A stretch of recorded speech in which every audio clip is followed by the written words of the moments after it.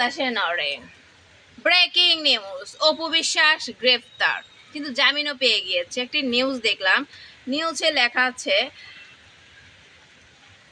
মুখ ঢেকে আদালতে অপু বিশ্বাস, কত টাকা মুচলেকায় জামিন মিলল। শুনেছি 25 কোটি টাকা দিয়ে নাকি জামিন মিলল, কিন্তু কেউ জামিন পাওয়াতে বাংলাদেশের জনগণ খুশি না। বাংলাদেশের জনগণ বলে যে অপু বিশ্বাস কেন কোর্ট পর্যন্ত গেল, অপু বিশ্বাসের সাথে এটা অন্যায় হয়েছে। অপু বিশ্বাসের সাথে ন্যায় হবে যখন অপু বিশ্বাসকে গ্রেপ্তার করে কয়েকদিন রেখে ডিম থেরাপি দিলে এটা অপু বিশ্বাসের সাথে ন্যায় হবে, জাতির সাথেও ন্যায় হবে, ন্যায় বিচার হবে। এটাই এমনটাই মন্তব্য করেছেন অনেকে।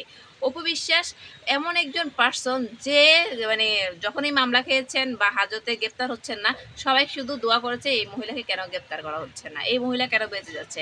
নুসরাত ফারিয়ার সময় জনগণ সোশ্যাল মিডিয়া পুরা আবেগে ভাইসা দিয়েছে, নুসরাত তো মুক্তি চাই, ও নুসরাত ফারিয়া নিরপরাধ, আসলে নিরপরাধ ছিল। সে আওয়ামী লীগ করতেও পারে, সে এখনো বলে সে আওয়ামী লীগ করে, কিন্তু অপু বিশ্বাসের মতো পল্টিরিয়ানে 5 আগস্টের পরে আপনার নুসরাত ফারিয়ার আইডিতে ঢুকে দেখবেন সে এখনো শেখ হাসিনার সাথে ছবি একটাও ডিলিট করেনি। এমনকি একটা ইন্টারভিউ তো বলেছে যে আমি এটা আমার গিল্টি ফিল হয় না। একজন জিজ্ঞেস করেছে আপনি কি গিল্টি ফিল হয় বা আপনি আফসোস হয় যে আমি এটা কেন করেছি, এটা না করলেও হয়তো শেখ হাসিনার বায়োপিক। সে বলে আমি কখনো এটা বলবো না, এটা আমি করে নিজেকে প্রাউড ফিল মনে করি, আমি বঙ্গবন্ধু কোনো শেখ হাসিনার চরিত্রে অভিনয় করতে পেরে। এটা এই জন্য নুসরাত ফারিয়ার পক্ষে সবাই ছিল। কিন্তু অপু বিশ্বাসকে সবাইকে এত ঘৃণা করে, আর নিউজে শুধু কমেন্ট করতেছে যে এটাকে কেন জামিন দেওয়া হলো, এটাকে কয়দিন থানা রাখলো তো অ্যাটলিস্ট কয়টা দিন মানুষ ভালো থাকতে পারতো। কাব্য ইবান লিখেছেন হত্যা মামলার আসামিরা আত্মসমর্পণ করে জামিন পেয়ে, আর গরিব অসহায় মানুষ জেলে বন্দি থাকতে হয়। এই হলো বাংলাদেশের আইন। ফেরদৌস জাহিদ খান রিয়াজ এরা কি দোষ করলো।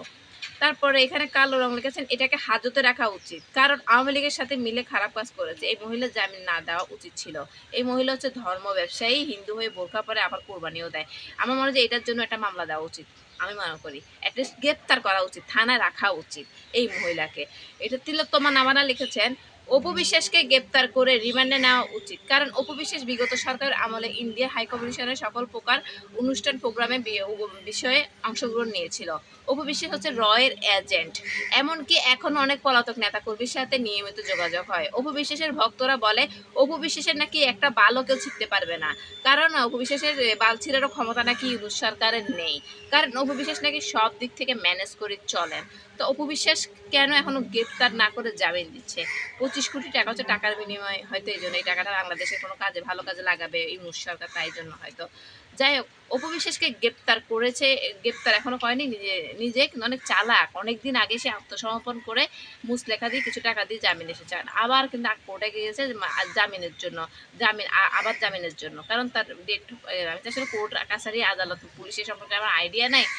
আবার মনে হয় তাকে গ্রেপ্তার করার সময় হয়ে এসেছে, জামিন হয়তো এই কয়দিনের ছিল, এই কয়দিন শেষ, সে আবার আত্মসমর্পণ করে আবার মুচলেখা দিয়ে আবার 25 কোটি টাকা দিয়ে সে আবার বাসায় যাচ্ছেন জামিন নিয়ে।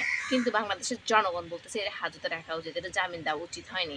কি ভাগ্য, কর্মফল খারাপ। নুসরাত ফারিয়া কি সুন্দর সম্মানের সাথে তাকে, সে যখন আদালতে যায় সবার আবেগে কান্না করে দিয়েছে, শুধু নুসরাত ফারিয়া নুসরাত তো মুক্তি চায়, আর সবাই বলতেছে এখনো বিশেষ করে বলতেছে জামিন মানি না, এটার গ্রেপ্তার চাই। এটা হচ্ছে কর্মফল। সো ভিউয়ার্স, ভিডিওটা ভালো লাগলে একটু শেয়ার দিবেন আর একটু লাইক করবেন।